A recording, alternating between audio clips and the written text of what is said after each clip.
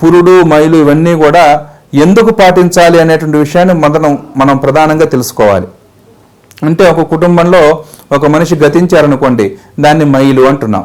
ఎందుకంటే ఆ కుటుంబంలో ఉండేటువంటి రక్త సంబంధీకులందరూ కూడా దీన్ని దశరాత్రము అంటాడు శాస్త్రంలో. అంటే ఆ 10 తరాలు, ఆ 10 తరాల్లో దశరాత్రం పురుడు మైలు పట్టేటువంటి వాళ్ళు ఎవరైతే ఉన్నారో ఆ యొక్క పెద్ద మనిషి ఎవరో ఆ గతించటం మూలంగా వాళ్ళందరూ కూడా బాధాతప్త హృదయంతో ఉంటుంది ఆ కుటుంబం అంతా.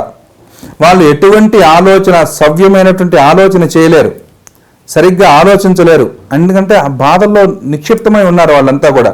కాబట్టి వాళ్ళని ఒక పక్కన దూరంగా కూర్చోబెట్టండి అయ్యా అన్నాడు. ఆ సమయంలోనే ఏదో కష్టం వస్తుంది.